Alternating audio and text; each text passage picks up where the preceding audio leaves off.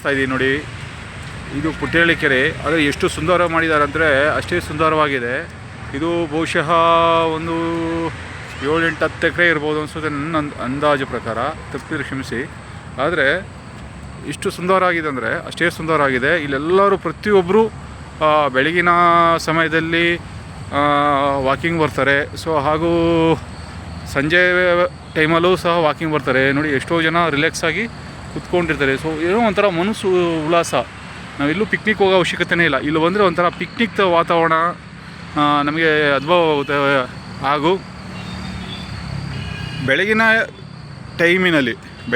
ಟೈಮಿನಲ್ಲಿ ನೀವು ಬಂದರೆ ಸೊ ಸುಮಾರು ಒಂದು 7 ಗಂಟೆಯಿಂದ 10 ಗಂಟೆ ಒಳಗಡೆ ಸೊ ಎಷ್ಟು ಚೆನ್ನಾಗಿರುತ್ತೆ ಅಂದರೆ ವಾತಾವರಣ ಅಷ್ಟೇ ಚೆನ್ನಾಗಿರುತ್ತೆ, ನೈಸರ್ಗಿಕವಾಗಿರುತ್ತೆ.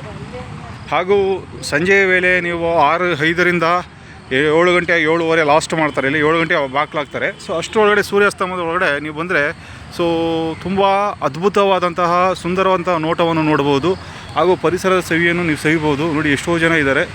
ಸೊ ದೊಡ್ಡ ದೊಡ್ಡ ಅಪಾರ್ಟ್ಮೆಂಟ್ಗಳಿದ್ದಾವೆ. ಅದು ಸೆಂಟ್ರಲ್ಲಿ ಅಂದರೆ ನಮ್ಮ ಸಿಟಿ ಏರಿಯಾ ಸೆಂಟ್ರಲ್ಲಿ ಈ ಕೆರೆ ಇದೆ ಅಂತ ಹೇಳಿದ್ರೆ ಅದ್ಭುತ. ಸೊ ಇದೊಂಥರ ವಿಸ್ಮಯ.